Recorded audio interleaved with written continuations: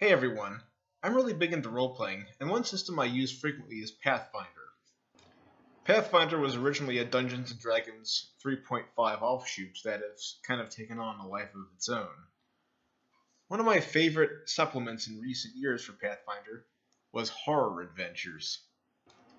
In Pathfinder, each class has what's called archetypes. There's like variations on different character classes that can give you special abilities at the cost of other standard ones the class offers. This one has a lot of really cool horror-themed archetypes that I would personally love to use in my next game. There's also a really cool idea in here called corruptions, which is basically your character turning into some kind of weird, horrible monster over time, and as you succumb to it more and more, you gain more powerful abilities at the cost of your own humanity, essentially.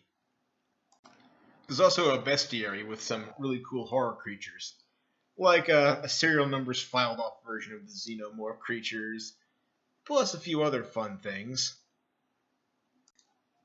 One of the most interesting things for me in this book, though, was the bibliography. In there, they break down different types of horror: slasher horror, body horror, psychological horror, gothic horror, cosmic horror, and so on. For each genre, they basically give you a list of books, of graphic novels, of TV shows, of movies that exemplify each. We'll be going into some of the books that they recommend later on, but in the meantime, I've found another use for some of these horror archetypes in one of the Pathfinder adventure paths that is kind of a pre-generated adventure, Strange Eons. Basically a love letter to good old H.P. Lovecraft and friends.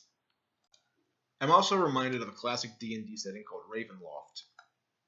The whole gimmick with Ravenloft is basically like an interdimensional prison for various types of bad guys, and each environment is like a personal hell for them. And the player characters struggle to try and bring some semblance of goodness and light into them, but of course they'll get corrupted over time by various dark powers in the background.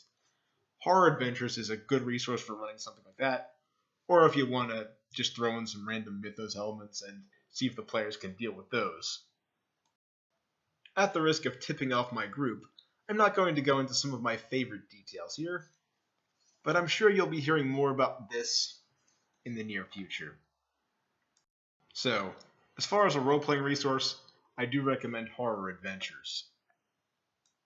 Hope to see you next time here at the School of Night.